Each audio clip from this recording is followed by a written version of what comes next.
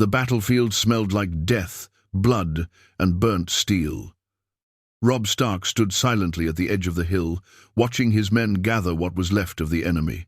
He had won another fight in the war for the North, but his heart felt heavier with every victory.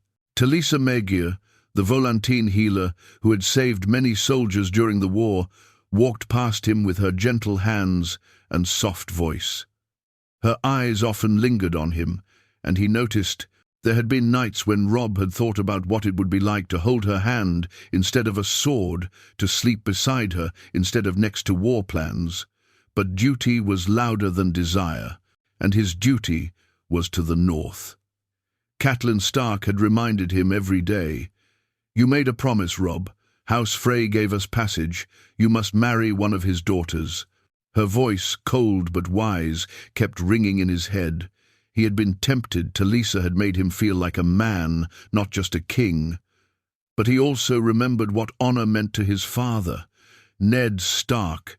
Breaking his word would shame not just him, but the name Stark itself.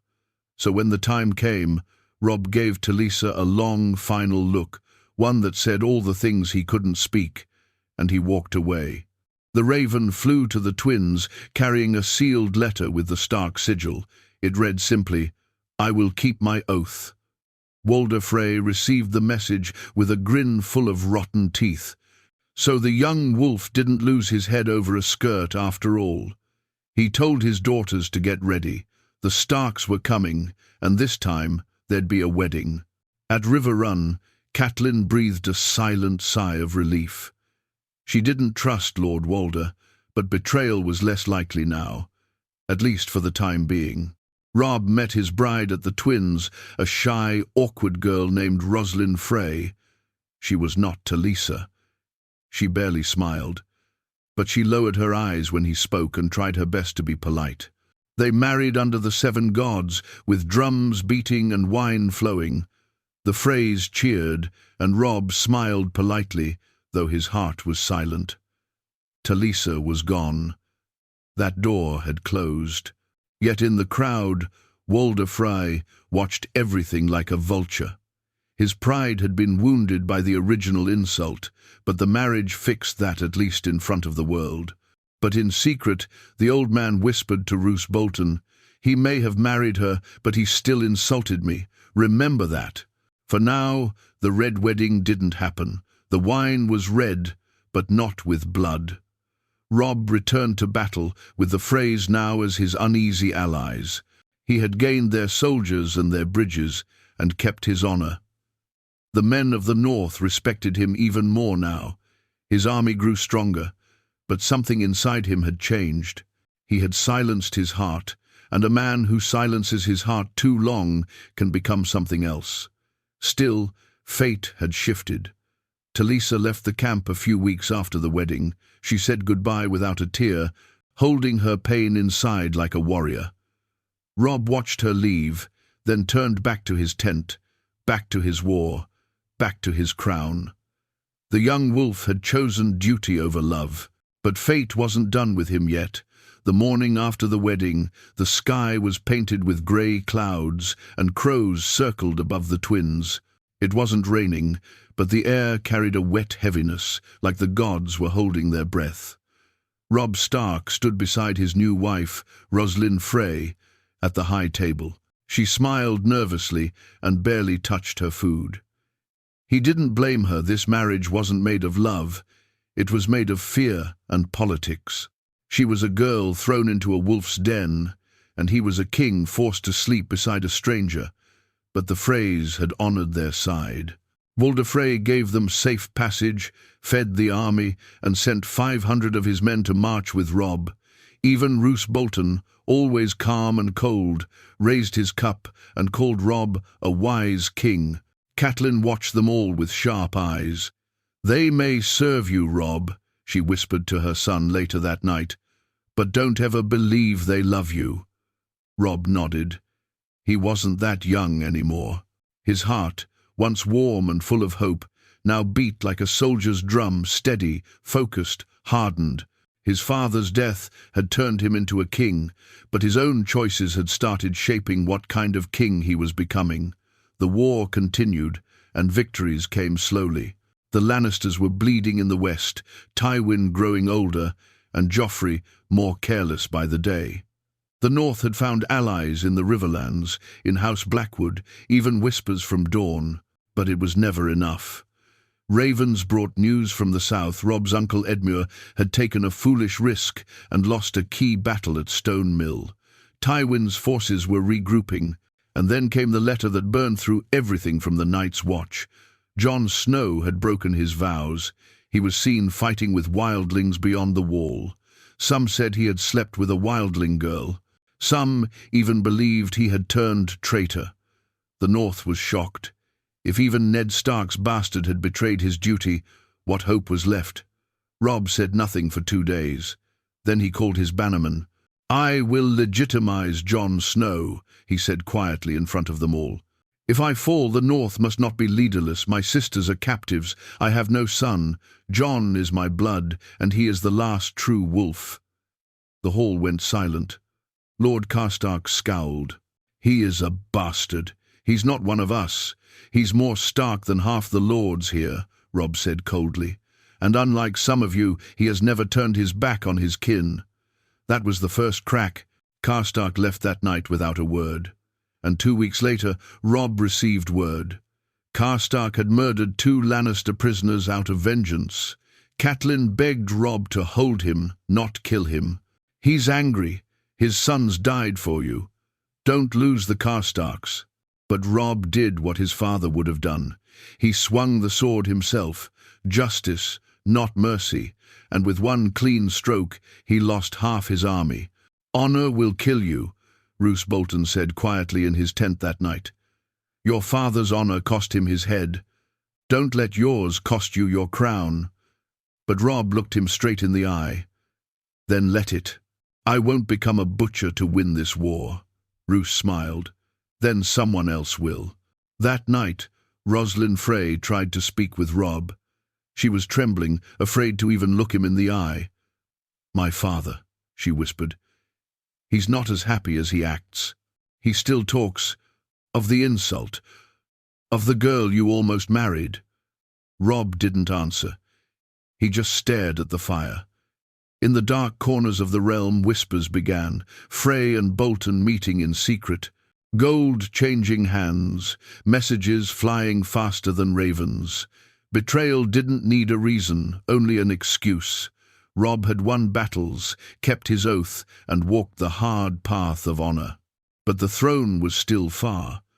Winter was closer, and the game was far from over.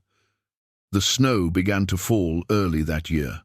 It was light at first, a soft dusting over the Riverlands, but the wind carried something colder than winter.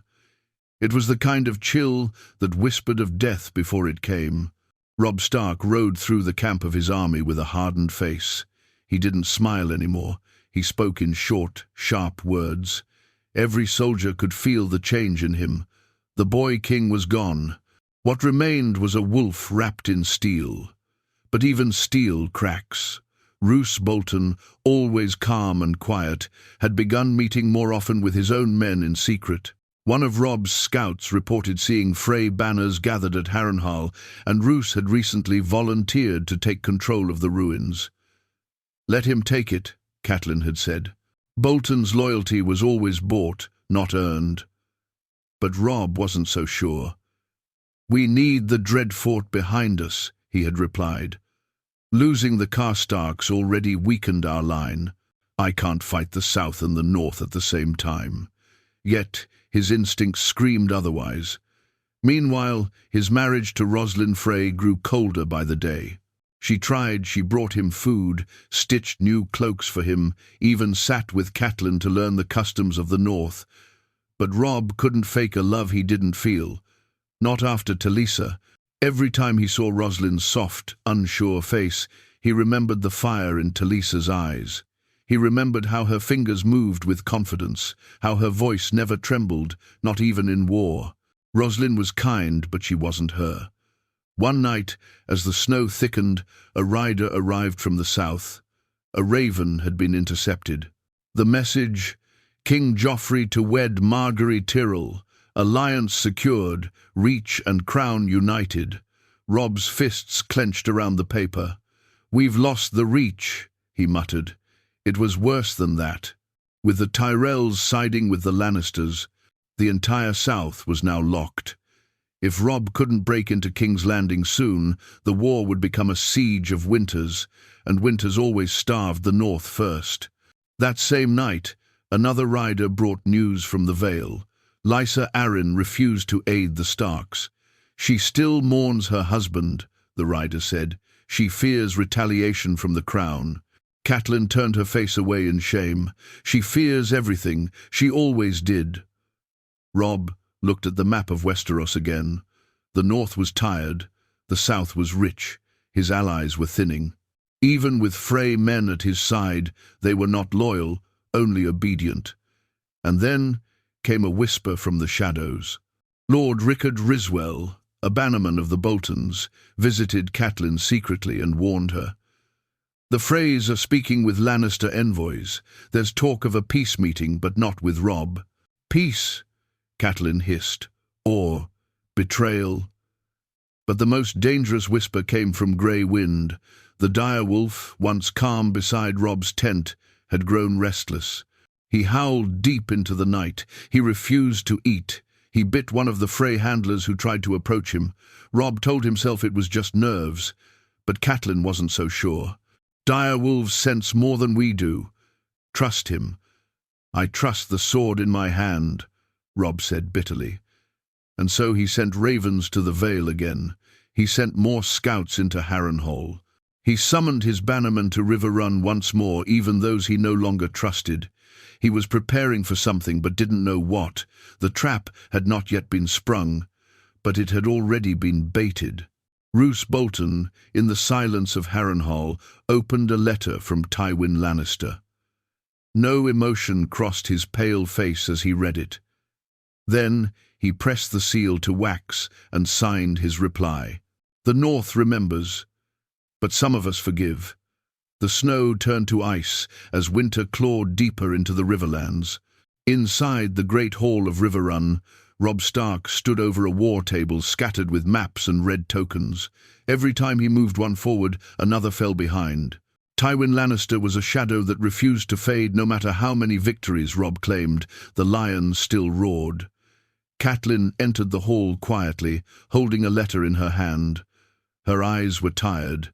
She hadn't slept much since they arrived back at Riverrun. "It's from the Wall," she said, handing it over. Robb opened it and read silently. Jon Snow had returned to Castle Black. He had fought wildlings and survived. He claimed to have seen the king beyond the Wall. And worse, he said the dead were rising. Robb's jaw tightened. "They're calling him a traitor in the South," he said. "But he's telling the truth." "What will you do?" she asked. He didn't answer immediately. His hand hovered over the map, then slowly pushed a Stark token northward. "The Night's Watch is all that stands between the realm and darkness. If I win this war, I'll send men. Real men." Catelyn stared at him. "If you win," she said softly. "But how do you win, Robb? The Freys are colder than the snows outside, and Roose Bolton's loyalty lies in whoever pays him best." Robb looked at her. "I know." That same evening, Walder Frey sent an invitation, a grand feast at the Twins. "To strengthen the bonds between our houses," he wrote. "A celebration of union and loyalty." It smelled of poison, but rejecting it would be war. "We can't refuse," Robb told his mother. "We married his daughter. If we snub him now, we'll lose the Twins and the river crossing. It's a political noose." Catelyn clenched her hands. "Walder Frey doesn't forgive insults. He collects them." Robb agreed to go, but this time he brought a smaller guard. He left Grey Wind behind, still pacing and restless. Roslyn begged him not to go, her voice barely louder than the wind. "I don't trust them," she whispered. "Please, Robb. My father smiles too much." But the king had already decided. The journey to the Twins was bitter and slow. The roads were iced over, and the soldiers mumbled behind cloaks. The Frey men who joined them on the march kept to themselves silent, smiling too wide, their hands always close to their swords. When they arrived, Lord Walder greeted them with open arms, his words syrupy and soaked with false warmth. "King in the north, you've honored your word, and I've honored mine," he said, standing in the great hall with all his daughters around him like puppets on strings. "Let's drink to old wounds, healing." Robb nodded stiffly, and Catelyn scanned every corner, her eyes sharp as blades. The feast began. Music played. Laughter echoed too loud. The hall was filled with roast meat, spiced wine, and tension thick enough to choke a wolf. And then, something strange. Walder Frey stood up, holding a cup, and raised it toward Robb. "A toast to the future, may it be full of children, not blood." Robb smiled politely and drank. Catelyn did not. She stared at Roose Bolton, who stood beside Walder, his eyes emotionless. He wasn't drinking. His hand rested beneath the table. That's when she saw it, the glint of chainmail beneath his fine doublet. She stood slowly, heart pounding. Her eyes met Robb's. "Robb," she said quietly, "we need to leave. Now." But it was too late. A Frey band suddenly changed the tune, loud drums, sharp and brutal. The doors slammed shut. Crossbowmen stepped from behind the banners. And Robb realized, too late, that he hadn't avoided the trap. He'd walked straight into it. Catelyn Stark's breath froze in her throat as the Frey doors locked shut, the sound echoing like a death sentence. The hall went silent for one long, terrible heartbeat. Robb's eyes flicked to his mother's face, reading the fear carved into every line. "Shields!" Robb shouted, flipping the table aside just as the first volley fired. But this time, the bolts did not rain straight at the Starks. Instead, the crossbowmen hesitated. Some even lowered their weapons, confused. Walder Frey slammed his cane on the floor. "Idiots! Aim at the king!" But many didn't move. And suddenly, the air cracked with shouts, but not against Robb. The Frey soldiers turned on each other. Chaos exploded like wildfire. Robb ducked behind a pillar as crossbow bolts flew, but he quickly realized they weren't shooting him. They were fighting among themselves, different Frey sons, screaming orders, clashing swords, cursing each other. "What is this?" Catelyn gasped. Roose Bolton stood calmly in the middle of the hall, not even reaching for a weapon. "House Frey," he said softly, "is not one house, it is many, and when there are too many sons, there are too many ambitions." Walder Frey roared, "Roose, you promised." Roose cut him off. "I promised nothing." His eyes glowed with quiet cruelty. "You think I serve lions or wolves? I serve opportunity." The old man's face twisted in fury. "You betrayed me," Roose smiled. "You betrayed yourself when you placed your trust in blood that wasn't loyal." Then all hell broke loose. Tables overturned. Frey men stabbed each other in wild confusion. Some wanted the Lannisters' gold, some wanted Robb's favor, some hated their own brothers more than any outsider. It wasn't a red wedding. It was a civil war inside one hall. Robb didn't waste a second. He grabbed Catelyn's arm. "Mother, stay behind me." He kicked another table forward, forming a shield wall of wood and spilled wine. A Frey soldier ran at him with a dagger, screaming. Robb blocked with his forearm and slammed his sword through the man's ribs. Another lunged, and Robb turned, slicing fast and clean, a wolf fighting for breath. "Go!" he yelled to the Stark men struggling at the entrance. "Get my mother out!" Catelyn shook her head, breathless. "I'm not leaving you." But the guards surrounded her, pushing her toward the side door as the hall dissolved into madness. She fought them, but they dragged her away. Robb spun toward Roose Bolton. "Did you do this?" he demanded. Roose raised an eyebrow. "I simply chose the winning side." "And which side is that?" Robb snarled. Bolton's lips curved. "Whichever side you're on, for now." Before Robb could respond, two Frey sons tackled each other across the floor, crashing into Roose. The Bolton Lord slid back, still calm as ice, and vanished behind the chaos. Robb fought his way toward the exit, cutting down attackers who weren't even aiming for him. Most were killing each other. Shouts filled the hall. "He stole my dowry! You stole my horse! The Lannisters promised me the reward. Father always loved you best." This wasn't a betrayal. It was a Frey family imploding under years of hatred. Robb burst through the exit into the courtyard, and the cold night slapped him in the face. Snow swirled like ghosts around the torches. He expected an ambush. He expected another army. But instead, he found Roslyn Frey waiting at the gates with a horse. Her hands trembled, her eyes wide and terrified, but she held the reins steady. "Robb," she said, voice breaking, "my brothers fight each other. Some want you dead. Some want you crowned. I don't know who to trust. Just please run." Robb stared at her, shocked. "Why help me?" "Because you may not love me," she whispered, "but you are my husband, and I won't let my father murder you." Robb grabbed her hand, just for a moment. "You're braver than you know." The gates creaked open. Starks and Northmen spilled into the courtyard, bloodied but alive. Catelyn rushed to Robb's side. "We're not safe," she said. "No," Robb replied, mounting his horse, "but we're alive, and the Freys have just destroyed themselves." He turned to his men. "Ride, we regroup at River Run." The North roared behind him. Robb Stark fled into the winter night, not a defeated king, but a surviving one. And somewhere inside the twins, Walder Frey screamed in helpless rage as his family tore itself apart. The Red Wedding never happened.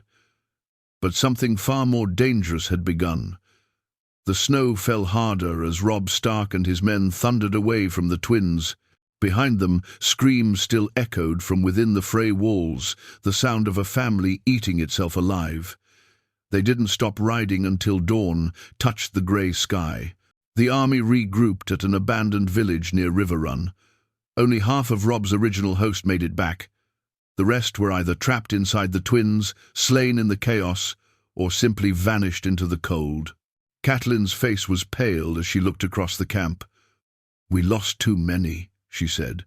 Robb stood silent beside her, jaw clenched, snow melting on his armor. "We should have seen it," she whispered. "Frey, Bolton, none of them were truly with us." Robb didn't respond. He had no words left for regret. That night, he gathered his commanders in a broken tavern. His voice was colder than winter. "The Freys are shattered. There'll be no threat for now. But Roose Bolton is still loose, and I will not let treachery go unanswered." "Roose is hiding behind Harrenhal's walls," said Lord Maege Mormont. "Even dragons struggle to burn those stones." "He's not behind the walls anymore," Robb replied, throwing down a fresh raven scroll. "He's in the north." Gasps rippled through the room. Catelyn read the words aloud. "Roose Bolton has declared himself Warden of the North. The Dreadfort raises its banners against the Starks. The bastard of Bolton marches on Winterfell." Even silence had weight after that. Robb turned to his bannermen. "He thinks the North is broken, that the wolves are scattered, that our home is his for the taking." He looked each of them in the eye. "He's wrong. The North would not be taken easily, but Robb had to do something he had never done before, fight his own people. A week later, as his forces crossed the Neck, ravens brought worse news. Winterfell had fallen. Not to the Boltons, not to the Ironborn, but to someone else entirely, a boy with no name and no mercy. The letter was short, written in blood. "Winterfell belongs to the bastard of Bolton. Come and see." Robb burned it in silence. And then came the unexpected. A hooded rider entered camp days later, escorted by sworn men who were unsure whether to kill him or bow. He removed his hood, revealing sharp grey eyes and a half-familiar face. "I bring a message from the wall," he said. Catelyn stepped back. Her mouth opened in shock. "Jon?" The man gave a nod. "Not quite. I'm Sir Alaric Snow, bastard cousin of Lord Eddard. Jon is still alive, and he sent me." Robb stared. "Why now?" "Because the war in the south means nothing if the wall falls. Your brother says the dead march, and your war is a distraction." Robb's face hardened. "So he expects me to stop fighting traitors and Lannisters and ride north for ghosts?" Alaric stepped forward. "No. He expects you to win your war fast, because winter is coming faster than you think." Robb dismissed the meeting, but the message sank like a stone. He lay awake that night, staring at the ceiling of his tent, listening to Grey Wind's soft growl outside. Catelyn entered without a word. She sat beside him. "You think I'm losing this war?" he asked her, voice low. She shook her head. "No, but I think the war is changing, and you're not the same Robb you were at the Whispering Wood. I can't be that boy anymore." "I know," she whispered, "but don't lose the part of him that believed we were fighting for something better." Robb sat in silence, and then said what had been haunting him for days. "If we win, what's left of us?" She looked at him sadly. "Whatever we choose to save." That night, ravens flew across the north. Robb summoned the Mormonts, the Glovers, the Umbers, every house that still remembered the Stark name. He didn't ask for loyalty. He demanded vengeance. And across the north, those who had stayed silent during the war, the farmers, the woodsmen, the old bannermen, began sharpening their axes once more, because Robb Stark was coming home. And he wasn't bringing peace. He was bringing fire. The wind howled across the white fields as Robb Stark crossed the last river. His banners, grey direwolves on white, snapped in the storm behind him. Every mile they rode, more northern men joined the march. From Bear Island to White Harbour, they came in 2s and 10s, half-starved and wrapped in furs, but with hate in their hearts and steel in their hands. The North remembered, and Robb had not forgotten a single name. He moved like a storm himself. No more slow counsels, no more begging for alliances. He wasn't the young wolf anymore. He was the last Stark king, and he had come to burn traitors out of his father's home. But the bastard of Bolton had already made Winterfell his playground. By the time Robb reached Moat, Kaelin, fresh horror met him in the snow. Heads, dozens of them, northern farmers, women, even children, all nailed to pikes along the road. Ramsay Bolton's message was clear. "I own this land now. You'll bend, or you'll break." Robb said nothing. He didn't weep. He didn't scream. He just looked at Grey Wind, and the beast growled low like thunder rolling through the frost. At night, around the fires, the men spoke of what Ramsay had done. He burned the Hornwood boy alive, fed him to dogs. He flayed an old woman for sewing a Stark banner. They say he made the last Umbers eat their own dead. Robb said nothing, but his silence was heavier than any war horn. When they reached Barraton, they found it abandoned, not a soul left in the castle. The people had vanished into the woods. Only one thing remained in the courtyard, a man's body, flayed from throat to thighs, the skin stretched and pinned to the gate. It wore a wolf's sigil. Catelyn couldn't take it anymore. She collapsed beside the fire that night, whispering Ned's name, as if he could hear her from the ice and ash of the afterlife. But Robb sat alone, looking into the flames, remembering. The Boltons had always been quiet, always cold, and his father had once said, "Trust the man who hides nothing, never the one who smiles with blood behind his teeth." Roose Bolton had smiled too much. And now his bastard Ramsay Snow no longer, but Bolton, by decree of the crown, sat in the castle of Winterfell with dogs that feasted on men. Robb would return to his home, but not as a boy, not even as a king. He would come back as a shadow in the snow vengeance made flesh. The next morning, a scout returned from the tree line. "He's there," the man said, trembling. Ramsay, in Winterfell. They're expecting you. How many? Robb asked. 3,000, maybe more. Flayed men hang from the walls, and something else. Robb narrowed his eyes. What? The man hesitated. Your brother. Robb stood up so fast the scout flinched. Bran? No, the other. Theon. Robb's face went cold. He's a prisoner, chained in the yard. They cut off. Pieces. He doesn't even speak, just shakes. Robb's hands balled into fists. Theon. His friend. His brother in everything but name. The one who had betrayed them all by taking Winterfell. The one who had made the war worse than it already was. And now Ramsay used him like a trophy or a warning. Catelyn said softly, If we take the castle, will you kill him? Robb looked away. I don't know what's left of him to kill. The army camped 10 miles outside Winterfell. Snow fell in thick curtains, covering the land in silence. And then, in the night, howls. Not wolves, dogs. Ramsay had released his hounds. A dozen men disappeared in the darkness. They screamed, they bled, they were never seen again. Robb didn't flinch. He gathered his men before dawn. Tonight, he said, we take back our home. You mean to storm it? Lord Mormont asked. No, I mean to choke it. He laid out a brutal plan, no mercy, no honor. They would cut the supplies, poison the woods, lure the dogs out, and burn them alive. They would break Winterfell piece by piece until Ramsay had nowhere to run. And if he hides behind the walls, then we pull the walls down. And so it began, not a siege, not a war, but a hunt. Because Robb Stark wasn't just fighting for a castle. He was fighting for the soul of the North, and he would burn Winterfell to the ground before he let another monster rule it. Winterfell loomed ahead like a beast in the snow, grey stone, black banners, and flayed men twisting in the icy wind. Robb Stark stood on the ridge, silent as the falling snow.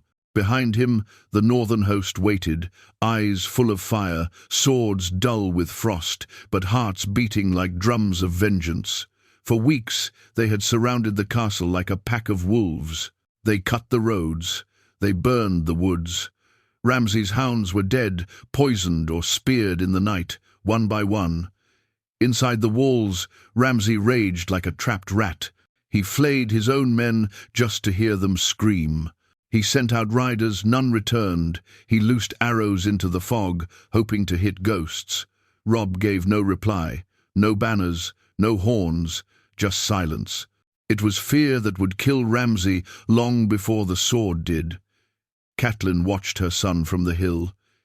He's colder than Ned now, she whispered, but less merciful. And it was true. Robb hadn't smiled since the twins. Something in him had frozen when the knives were raised and never thawed. But on the 4th week of the siege, the snow broke, and so did Winterfell. A gate opened, not from surrender, from inside. A figure stumbled out barefoot, half-naked, covered in scars. His skin was pale and his eyes hollow, chained, bleeding, silent. Theon Greyjoy. He collapsed in the snow. Robb reached him first. Theon looked up, shaking, his lips torn. You shouldn't have come, he rasped. Robb didn't speak. He didn't rage. He simply took off his cloak and wrapped it around him. You're not forgiven, he said quietly. But you're not theirs. The gates slammed shut again, Ramsay's answer. That night, the Starks didn't wait anymore. They attacked. Robb didn't storm the gates. He broke through the crypts, old tunnels, forgotten passages. The ones his father once warned about, the same ones used in the age of the first men. Grey wind led the way, teeth bared, eyes glowing, and at midnight the wolves returned to Winterfell. Steel met steel in the halls where the Starks had once dined. The battle wasn't clean. It was slaughter. Ramsay's men were tired, cold, broken by fear. Some begged, Some fled, some locked themselves in rooms and burned with the walls. But Ramsay waited in the great hall, surrounded by corpses and fire. He had painted the floor with blood. He wore no armor, just leathers and a flayed man's smile. "I was born for this," he whispered to Robb, as the Stark King stepped inside. Robb drew his sword. "You were born to die," Ramsay laughed. "You think you're better? You kill clean. I kill honest." Robb didn't answer. He charged. The fight was fast, savage blades clashing, fists cracking. Ramsay fought like an animal, biting, clawing, spitting. But Robb was no longer a boy.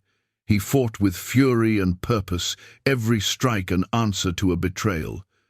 He didn't kill Ramsay with a single blow. He beat him, until Ramsay's face was nothing but red and ruin. When it was over, Robb stood above him, breathing hard. "Do you yield?" he asked. Ramsay coughed blood. "I yield to no one." Robb raised his sword, and then lowered it. "No, you don't die like a man." He turned. "Bring the last of the dogs." The northern soldiers dragged Ramsay to the kennels. The beasts were half-starved, caged for weeks. Catelyn looked away. And when the screaming began, Robb didn't flinch. Winterfell stood, broken, burned, but still standing. The Stark banners rose once more, grey on white. The wolves had come home. Catelyn stood beside her son as the people gathered, farmers, smiths, old bannermen. The north was wounded, but still breathing. Robb stood on the ramparts. "I made mistakes," he said, voice carrying through the frost. "I trusted wrong men. I bled for wrong wars. But no more. The North is not a crown, it's not a title, it's a people, a home.